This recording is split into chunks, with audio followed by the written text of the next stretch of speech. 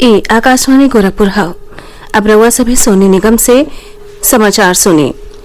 18 बरस से बेसी उम्र के आयु वर्ग खातिर सरकारी केंद्रन पर मुफ्त राष्ट्रव्यापी कोविड टीकाकरण अभियान जारी है। युवा श्रोता लोगन से हमार आग्रह हो कि कोविड रोधी टीका लगवावे और ये लोगन के एकरे बदे प्रोत्साहित करें। कोविड स्वास्थ्य बदे खतरा बनल बाटे, ऐसे में एहतियाती उपायन के पालन में कोताही न बरते। जबले जरूरी न होके घर से बाहर न निकले और इन 3 गो आसान उपायन का पालन करें। मास्क लगाएं, 2 गज का सुरक्षित दूरी बना के रखें, हाथ और मुंह साफ रखें। कोविड से संबंधित जानकारी और मार्गदर्शन बदे राष्ट्रीय हेल्पलाइन नंबर 01123978046 और 1075 पर संपर्क करें। और अब समाचार। प्रधानमंत्री नरेंद्र मोदी कहले हवे कि डिजिटल इंडिया कार्यक्रम के 6 साल में देश प्रौद्योगिकी के अपनावले में तेजी से प्रगति कैले हवे। श्री मोदी कहले कि डिजिटल इंडिया लोगन का जिंदगी बदल दिहले हवे।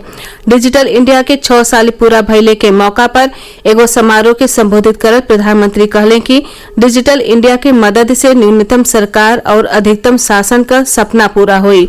श्री मोदी कहलें कि डिजिटल इंडिया आत्मनिर्भर भारत का एगो साधना और 21वीं सदी में भारत के मजबूत बनवले का नारा बन गई हो। वहां के कहलें कि डिजिटल इंडिया देश के कई गो हिस्सा में स्वास्थ्य सुविधा दिहले में महत्वपूर्ण भूमिका निभवले हवे। ऑनलाइन शिक्षा से लेके चिकित्सा तक खातिर विकसित प्लेटफॉर्म करोड़ों भारतीयन के लाभान्वित कर रहल हवे। वहां के कहलें कि ड्राइविंग लाइसेंस, जन्म प्रमाण पत्र, बिजली और पानी के बिल का भुगतान, आयकर रिटर्न दाखिल कईल और काम अब बहुते आसान हो गयल हो। कोविड के दौरान डिजिटल इंडिया के फायदा का जिक्र करत प्रधानमंत्री कहले कि दूर दराज के लोगन के खास तौर से महामारी के दौरान ई संजीवनी का फायदा मिलल हो। प्रधानमंत्री वीडियो कॉन्फ्रेंसिंग के जरिए डिजिटल इंडिया के कई गो योजनन के लाभार्थियों से बतियौली। मुख्यमंत्री योगी आदित्यनाथ कहले हमें कि प्रदेश में कोरोना संक्रमण का दर निचला स्तर पर आ गई हो।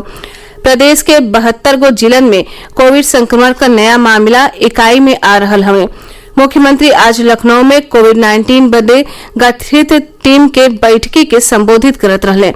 वहां के बतौने कि इस समय हर दिन 2.5 लाख से बेसी कोविड टेस्ट कैल जा रहा हमें। पिछला 24 घंटा में 2,67,658 टेस्ट कैल गयी। इनमें से खाली 163 मरीज संक्रमित पावल गयी हमें। ए अवधि में 260 मरीज इलाज करा के ठीक भइल हमें। मुख्यमंत्री योगी आदित्यनाथ निर्देश दिले हमें कि प्रदेश के सज्जो विभागन में कार्यरत स्थायी आ अस्थायी कर्मचारियन के सज्जो देकन का जुड़ते भुगतान कइल जाए। कार्मिकन के वेतन भुगतान से जुड़ल फाइल लटका के न रखल जाए, न ही तो संबंधित विभागाध्यक्ष का जवाबदेही तय कइल जाए। वहां के निर्देश दिले हैं कि कोविड काल में जवन सरकारी आ अधिग्रहित निजी चिकित्सा संस्थान सहयोग कैले हमें, उनसे संबंधित सज्जो भुगतान के प्राथमिकता दिहल जाए।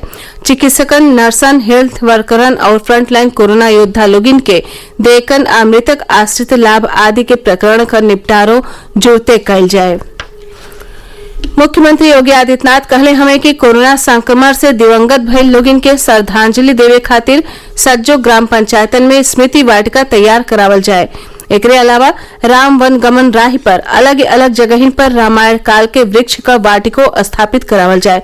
वहां के निर्देश दिले हैं कि आज से शुरू हो रहा वन महोत्सव में सज्जो प्रदेशवासियों के सहभागिता तय कैल जाए।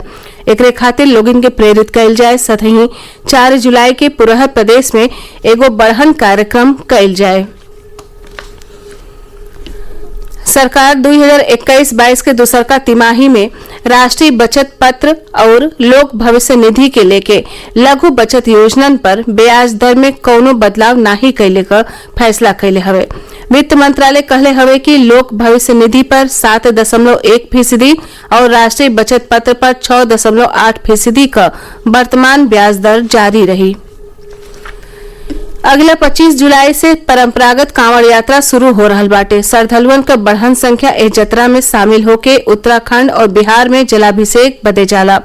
एके देखत मुख्यमंत्री योगी आदित्यनाथ अधिकारियों के निर्देश दिले हमें कि उ लोग यात्रा के दौरान कोविड प्रोटोकॉल के पालन से जुड़ल जरूरी दिशा निर्देश जारी करे और ओकर पालन सुनिश्चित करावे। इस समाचार बुलेटिन हमारे YouTube channel AIR news Gorakhpur और ट्विटर हैंडल AIR न्यूज_GKP पर उपलब्ध बाटे। एकरे साथ ही इस समाचार बुलेटिन पूरा भइल। नमस्कार।